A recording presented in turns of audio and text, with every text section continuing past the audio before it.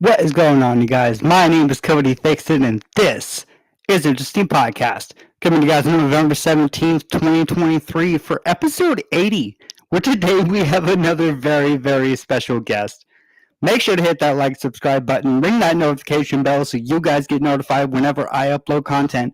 Make sure to go and follow me on social media at CodyT503. That's Twitter, Instagram, and TikTok. Let's get right into this. And now, ladies and gentlemen, LUCCA PETRUCCI. Oh, I love that. Cody, I'm so happy to be here. how are you doing today, sir? Good. Yeah, today's been a good day. I'm happy to be here and meet you. That is so awesome. Well, let's just jump right into everything. Maybe if you can explain to anybody who maybe doesn't know you, maybe you can introduce your name, where you're from, and what you do for a living. Yeah, for sure. My name is LUCCA PETRUCCI. My pronouns are he, him. I live in Santa Monica, California. I've lived in California my whole life, grew up in a small town called Madera between San Francisco and LA, and I'm a youth motivational speaker. So I travel to different high schools and colleges and middle schools, really just sharing the messages that I needed to hear when I was in my youth, really struggling and feeling so lost and different. Yeah. Yeah, so maybe we can kind of dive into that a little bit. So what was your childhood like? So what were your parents like? How did that whole coming up bringing be for you? Um, I mean, I'm learning, you don't know what you don't know. And growing up, I thought I was happy. I was like, yeah, I am happy. And there was always like such a feeling of disconnect. It was just hard for me to connect with others. Um, how they were connecting with their friends. I don't know. I felt like I had to try more, and it seemed like other boys were just being themselves and they just got along and connected with other boys, and like it was always harder for me to connect. And I really tried to connect with other boys because I'm like, that's what a man does, is has guy friends. And I tended to have like all my best girlfriends. And yeah, so that was interesting to navigate, feeling different and not having the language to express it aloud. Um, yeah, my mom and I are super super close today, and growing up we were really close. My parents divorced when I was in 6th grade, and that sort of, I remember the time my mom told me, have you ever seen the movie Crossroads with Britney Spears in it? No. I Okay, have not. well, that's your homework, and anybody listening, like, that is pop culture, like a pop culture moment. So I remember we were watching it on a pull-out bed in our living room, and my mom told me, and I was like, "Oh my gosh, no, you can't!" And I just like ran outside and freaked out, and it was just interesting because like I knew my dad was very verbally abusive and wasn't the nicest person, and just seeing this perfect, quote unquote perfect family fall apart, having a mom and dad, like I tried so hard to um put on the perfect image, and when that happened I was like, oh wow, like I am sad that this is happening, but I want it to happen internally, but like, what will other people think of me and our family? Yeah. Yeah, so it's like, well, at what age was it that you kind of, like, really were feeling that disconnect and you're like, "You know what? I'm gonna do something different." Um, I mean, I was so good, like being a recovering perfectionist and a recovering people pleaser. Like, I could put on a facade really easily for others and for myself. So, I mean, I'm thinking back, like, I tried hard to fit in elementary school, in middle school, in high school. Um, it wasn't until like my junior year of college that I started to honor a huge difference of mine, which like is such a amazing part of me now, but at the time I was so scared of my sexuality being gay. Mhm. Yeah. Yeah, do you mind me asking about that whole being yourself experience and really just coming out and being like, I don't care what society thinks." Yeah, I feel we all want to belong. Like we're hardwired to connect with others. And I felt if I showed up different than my family or my friends, um, they wouldn't accept me and I wouldn't belong. And, I think it was through all of the small cuts and microaggressions, time and time and time and time again, that just build up this belief in my head that there is a right way to live and there is a wrong way to live. And being gay is the wrong way. So, like, my junior year at Fresno State, I took a break because I was like, life is happening way too damn fast. Like, what do I really want to do? Like, I want to figure out what I want to do. So I ended up applying to an internship at Disneyland and I got it. And I moved away from home for the very first time in my life, like 4 hours away from home. The university I went to was just like 20 minutes from home, so super close. And like it was so out of my comfort zone. And I love Disney. I love storytelling. It was a marketing internship. So those things that's what drew me to it. And as I was working at Disney, meeting new people from all over the world, I just saw all different walks of life and all different representations, and everybody belonged as they were. Like being different was celebrated. And it took me seeing that representation, seeing that community, embracing everybody, that gave me access to, like, wow, maybe I can still have friends and still be loved if I honor and express that I'm gay. So that community loving me for me gave me confidence to show up more as my authentic selves in areas and communities and with people and family and friends that I hid myself from for 22 years. Yeah. Yeah, so, like, was there, like, I know you had just talked about, like, performing for Disney, and that's something I kinda wanted to bring up a little bit later, but I also wanted to ask you, like, was there any other kind of, like, performing aspects that you have in your background that you kinda really bring when it comes to being able to speak on stage and be in front of a lot of people? Yeah, I mean, looking back, like at age 5, I was like in dance recitals, like, and I just like ate it up. Like my mom said I never did what everybody else did, but I like got on stage and just like shook my ass and like loved people clapping and like saying, "Oh," so it's just like I was always okay um with the attention. Like I back in like middle school, I did speaking competitions. In high school, I was part of FFA, Future Farmers of America, and I did a couple speaking competitions there. I was part of ASB in high school, so I loved hosting rallies and lunchtime activities and being on the mic. I was also part of drama. I was in Hairspray, the musical, my senior year, a proud Corny Collins kid.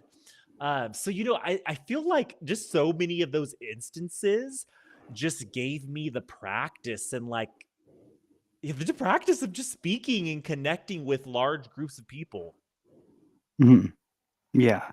Yeah, is it I don't know how it would be to, like, actually, like, stand in front of a bunch of people and be kind of, like, really connecting with them in a way in which, like, you can speak your words and have it kind of, like, resonate with people. Like, that has to be, like, a really crazy personal feeling to be able to experience.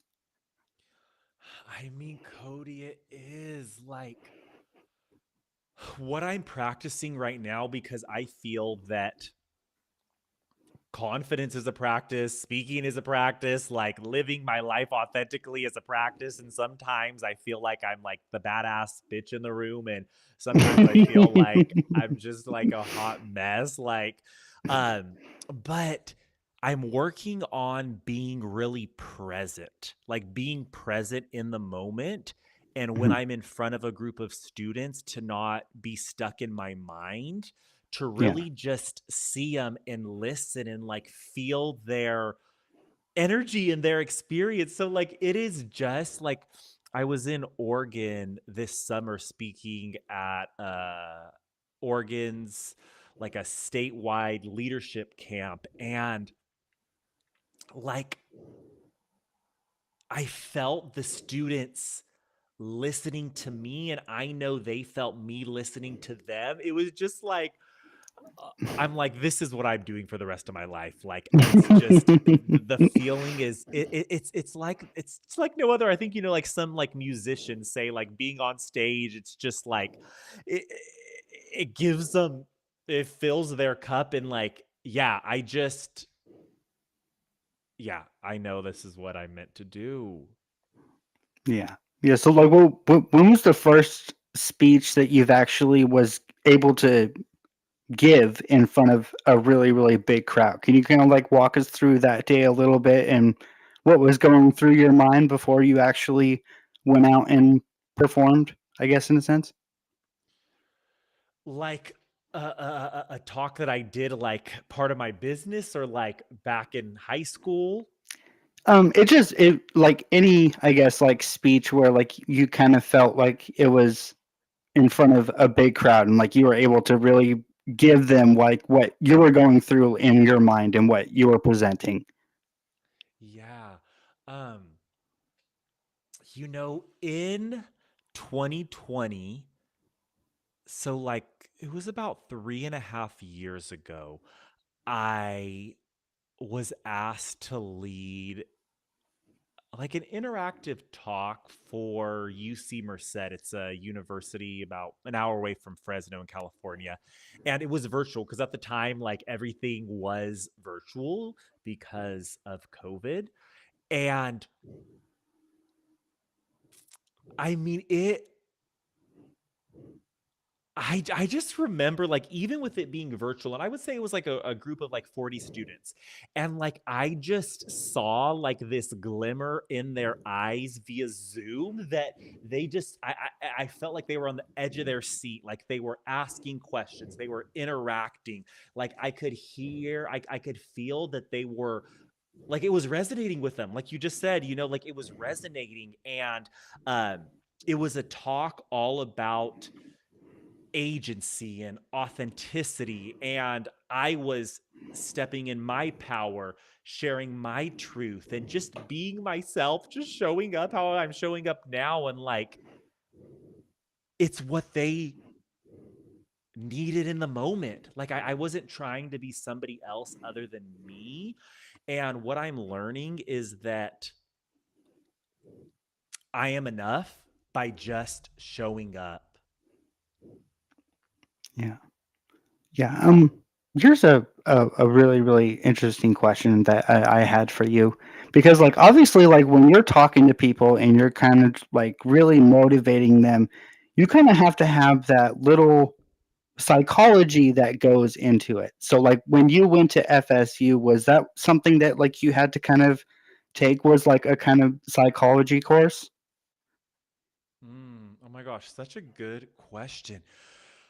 I mean, I took not a psychology course, but I took a lot of marketing courses, and what I'm learning is everything is storytelling. You know, like this podcast right here is storytelling. When I'm giving a talk, it's storytelling. Like stories resonate. You know, that's why movies resonate. That's why TV shows resonate. Songs, like they're telling a story. So I know the importance of telling a story, and a vulnerable story where feelings that we all feel are expressed. You know, we all want to belong, we all want to be accepted. um, Many of us may feel at times like we can't be ourselves because of fear, because of worry, because of judgment, because of doubt, because of shame, because of guilt.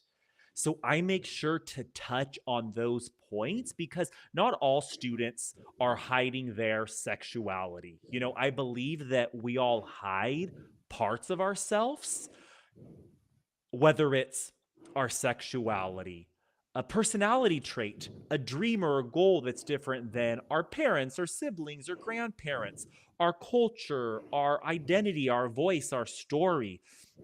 So I think like tapping into the specificity of my story and then bringing it to a more bigger picture, like what are you hiding? Like what are you hiding, and what causes you to hide it? Is it because of self-doubt? Is it because of judgment from an aunt? Is it because of you're just so worried that you'll be rejected? Mhm. Yeah.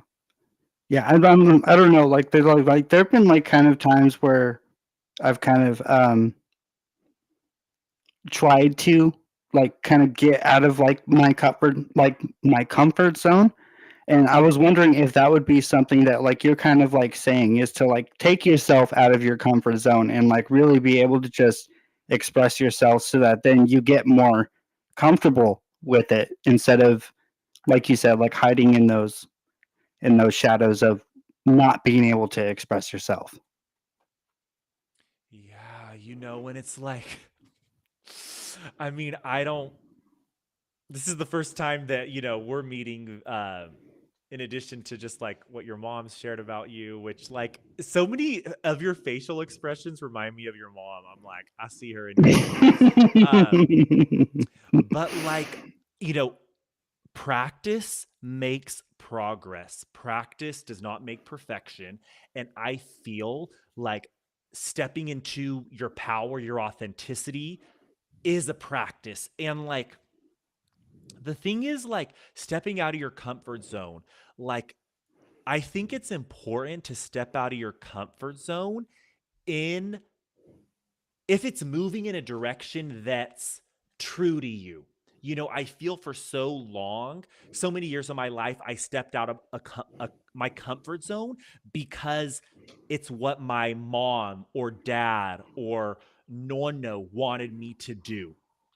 Mhm, But like at Disney, that was the very first time, one of the very first times I stepped out of my comfort zone, moving away from home, doing something that was authentic to me. And stepping out in that kind of comfort zone, I had no idea that the next step was going to be me um, stepping out of from hiding my sexuality. So, like, what I'm learning is taking a small step in the direction of something that is honest, true, and authentic about you. Like, it helps build that muscle memory of confidence. Like, okay, I did that and I'm still alive. Like, I didn't get hurt, like it felt a little uncomfortable, but like the only thing that's constant is that we're changing. Like, we're constantly growing, whether we admit it or not. And like with a lot of students, I show them a box and I say, for so long, many of us try to fit in this box, but does this comfortable box, like, is it really comfortable? You know what I mean? Like, is it if it's small, like when you can't express your wholeness and all parts of you, like it starts to feel restricting, and then you start to dim yourself and make yourself smaller. So like, is your comfort zone really truly comfortable? Mhm. Yeah. Yeah. Is that something that like you kind of really drive with your free to be podcast? Yeah, you're so good at asking questions. Uh yeah, I mean, my podcast is all about, like I've been asking myself this question, is like, how free can we get in this lifetime? Like, how, because I feel like there's a freedom that, like, we block ourselves from a freedom mentally. Then there's like laws and systems that stop certain groups of people, of marginalized groups, from being free. Then there's like communities, like families and friends, that like you're so used to being accepted in a certain way. So how, so yeah, it's just like my podcast is all about like how do you begin to discover more about yourself, accept more of yourself, express more of yourself, so you can reach like your highest potential and Mhm. what you're meant to do here, the impact you're meant to make. Yeah. Yeah. I don't know about like everything about the laws about being gay and everything, like, because that's a really, like, touchy topic. But I just want to ask you, like what do you think people need to kind of understand about those types of people, that like what would really make them normal in the overall aspect of society in which we live in? Yeah, it's like we all have a heart. We all want to be loved. Like everyone is just trying their best to live, to live. And like, ah, I just, I was just at a conference in DC, and my mom went with me, and it was a PFLAG national conference, and PFLAG stands for Parents and Families and Friends of Lesbian and Gay Humans. And we met so many parents of trans children, and hearing their stories of, before my child transition, they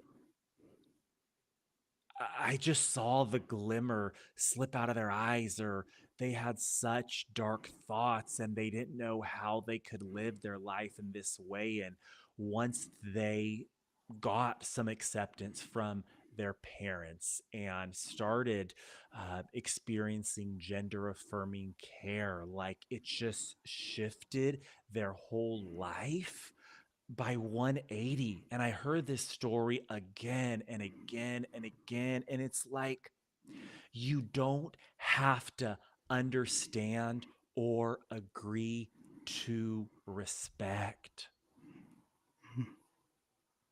Like, I just saw this quote on Instagram. I want to pull it up because I feel like it answers that. I love, do you share like quotes on your Instagram story, or is it just me? Not really sometimes. I know some people do, some people don't. But this one says here, the next time you see someone enjoying something that isn't hurting anyone, that's not your cup of tea, instead of saying something negative, train yourself to think to yourself, I'm glad they're happy, and carry on with your life. Mhm. Yeah. Yeah, I think that that is something that is like just so interesting to like think about, is especially when like it comes to that topic, is because like just because somebody wants to feel a certain way because they want to be a certain way, or if they genuinely like in their heart feel that they're that person, like it doesn't affect you because of the fact that you know what I mean? Like you see them, and it's like it's just so surreal to think that like that is something that we still have to deal with.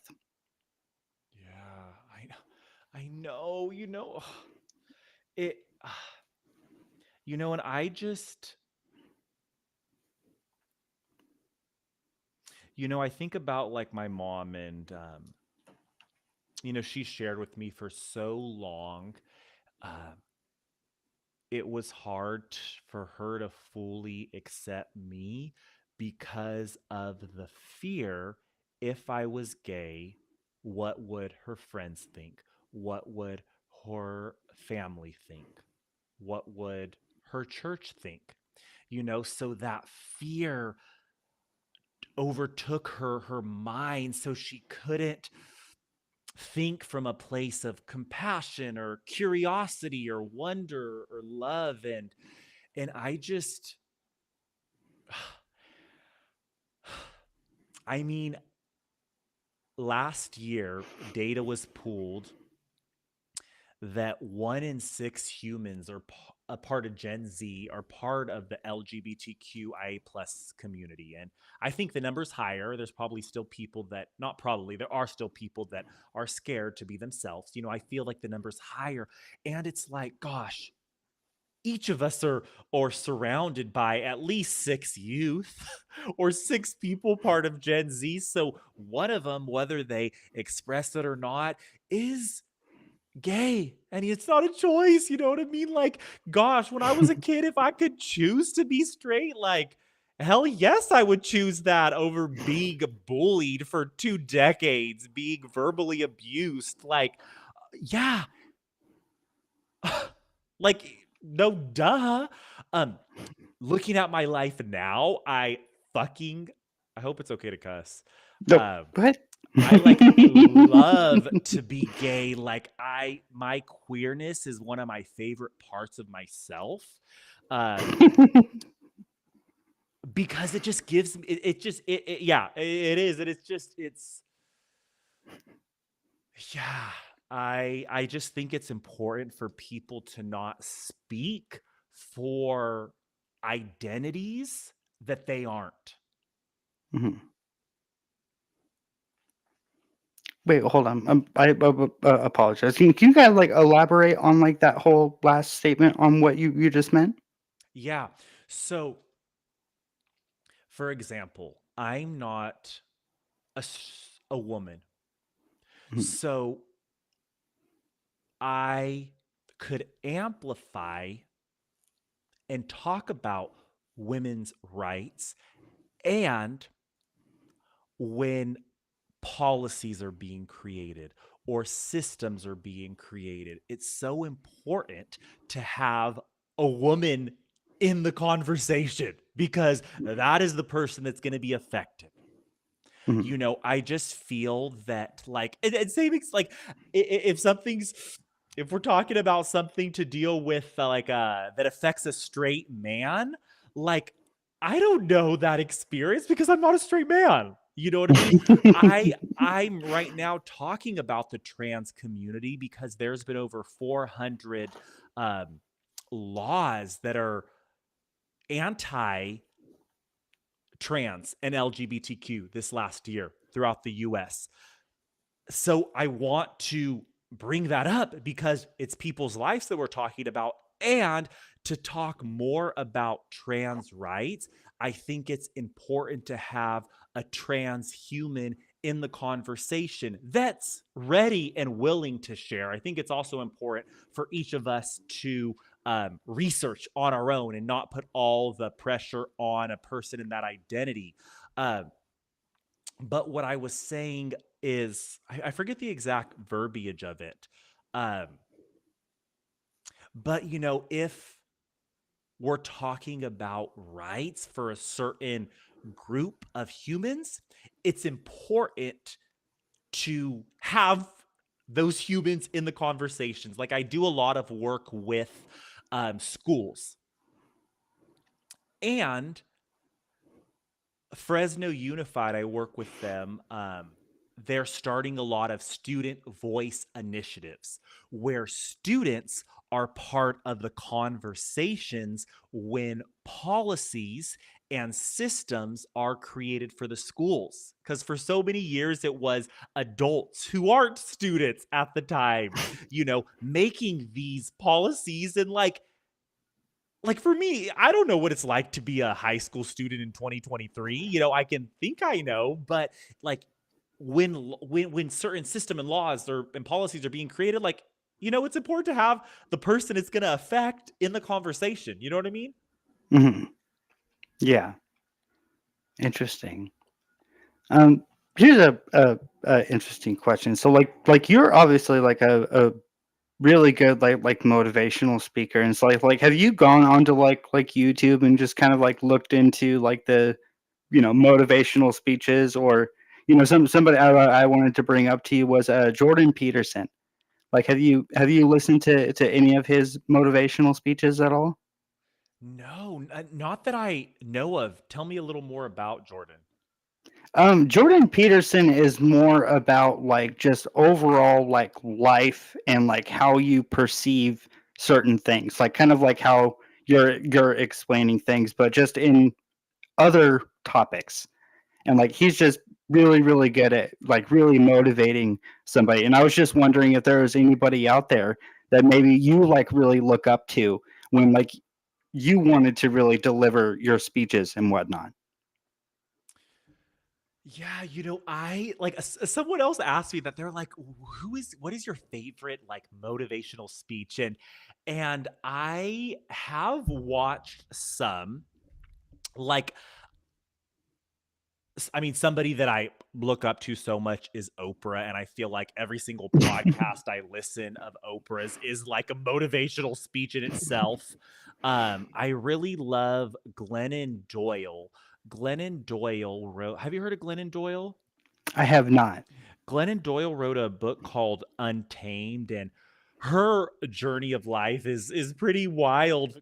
She was really part of the church and was married to her husband and had kids, and realized that she was lesbian, and built such a huge following on writing books as a straight woman married to a man, and ended up like coming out, and has this book called Untamed. And she has a podcast with Oprah, a Super Soul Sunday podcast, and they all talk about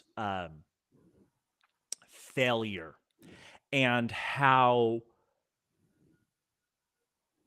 like she said, for so much of her life, it was like, let's my parents wanted to hide me from failure or rejection. And I want to do the same for my kids. But like, why are we hiding people from something that's a reality? Like, failure is part of the journey to success. Rejection is part of it. Like, as a motivational speaker, as building my own business, I've gotten so many no's, or so many not right nows, or so many emails not responded to, or people saying, "Oh yeah, I'll book you," and then not. Like, it's part of it. And I just have to know that what I'm doing is authentic to me, and my why is so strong, and I'm doing it from more of my intuition versus my ego. And I can't let someone's response dictate if I do the thing or not. So that's one. It's a keynote, like a keynote, sort of like a back and forth conversation that was recorded.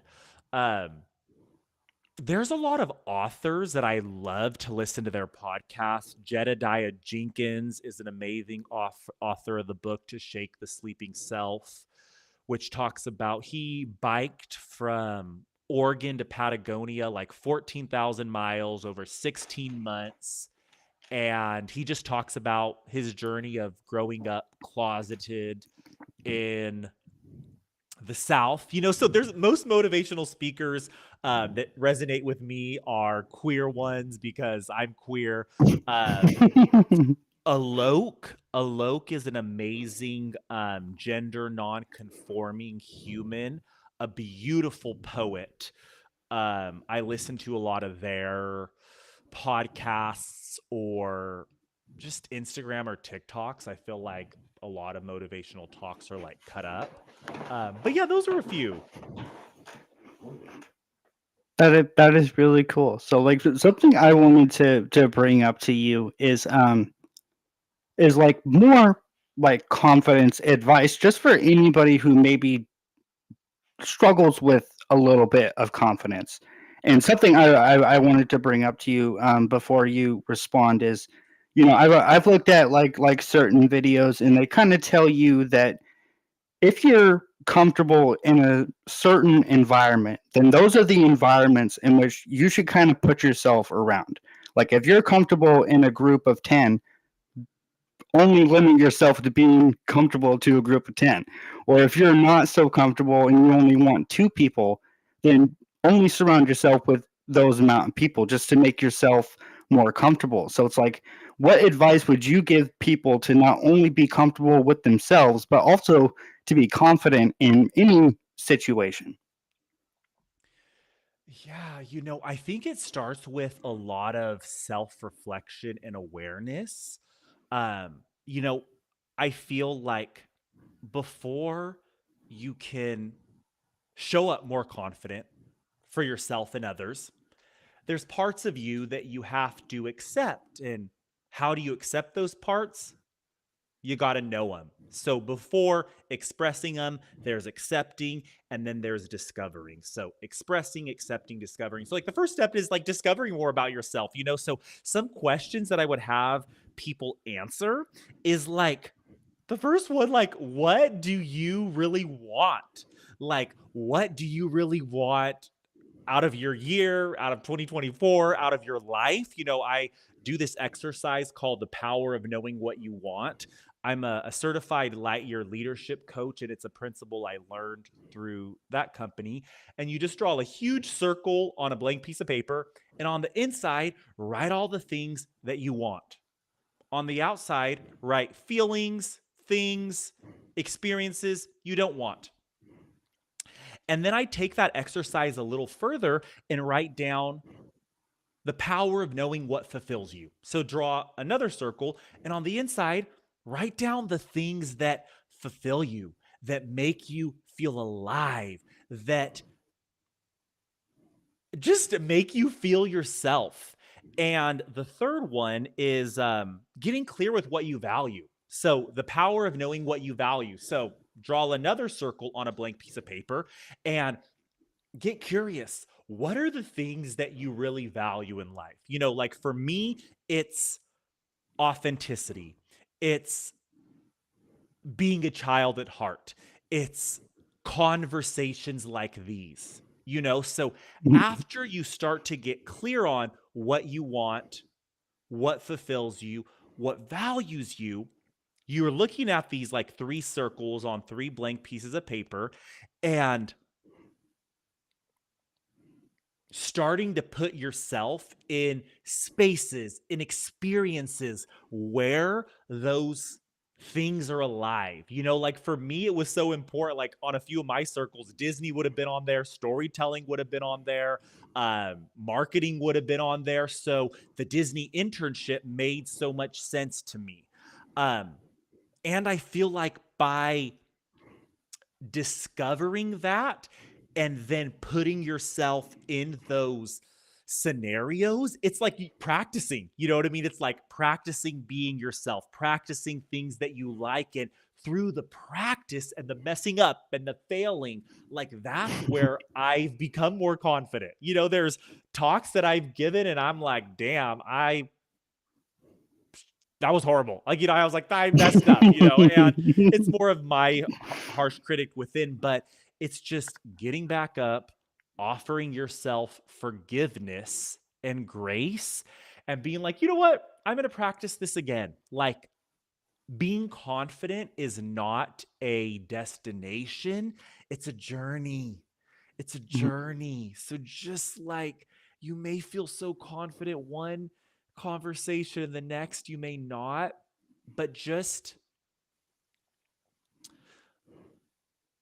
like it's committing to the small steps. So like one thing, I'm wanting to be a more confident writer. I'm in the process of writing a memoir. So I hired like I'm doing this like coaching memoir group coaching around memoir writing.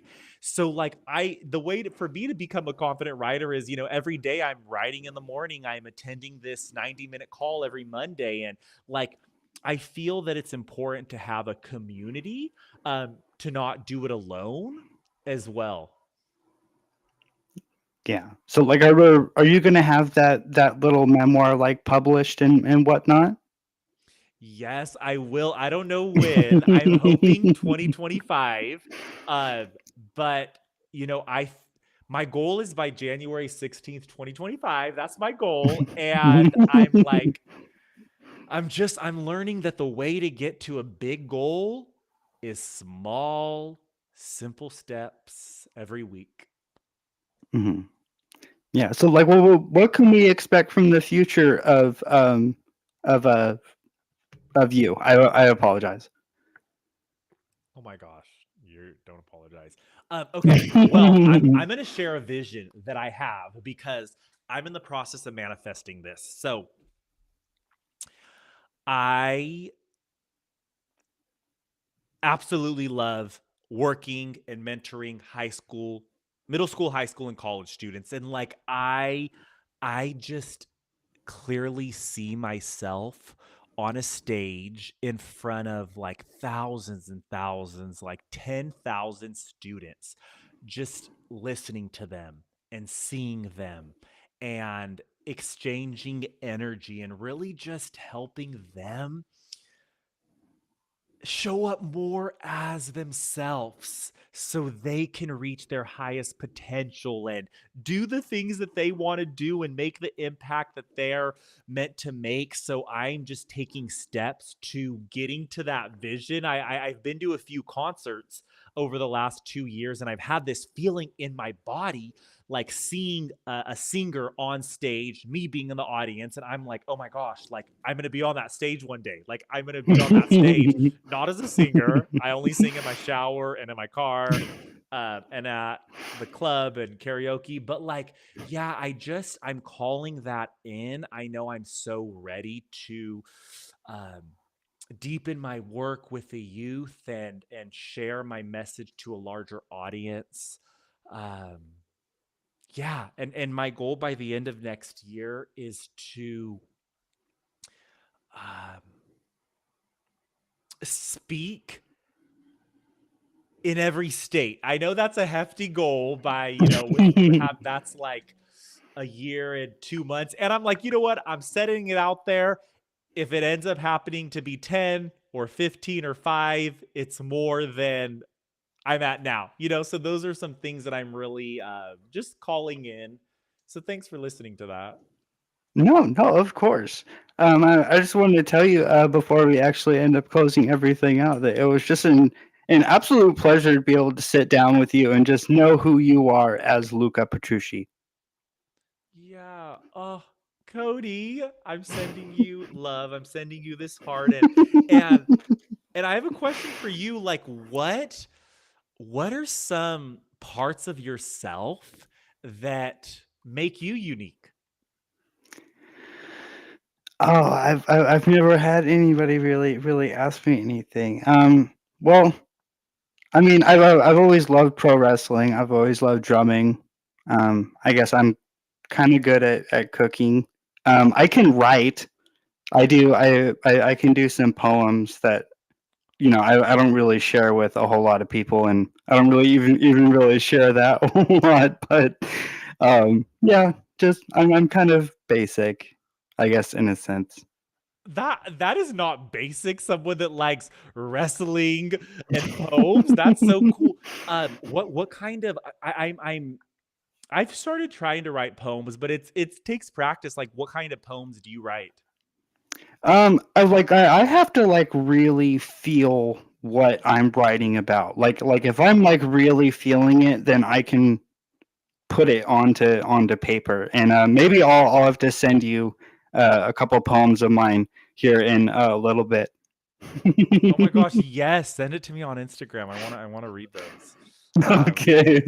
But yeah, Cody, I love that I was in a little small town in Oregon at this hotel, and I was so nervous to show up in this small town because having a lot of traumatic experiences growing up in a smaller town, I get nervous sometimes going to new smaller towns, showing up as my full self. And I was like, oh my gosh, I'm nervous. I don't know if people will fully accept me here. And the first person I saw was your mom at the hotel, helped me check in and told me she was from Fresno and told me about you. And I was like, oh my gosh, universe, I am so taken care of. Like, the love I need is right around me. And like, it's wild instances in life like that led to this. Like, you could never guess this.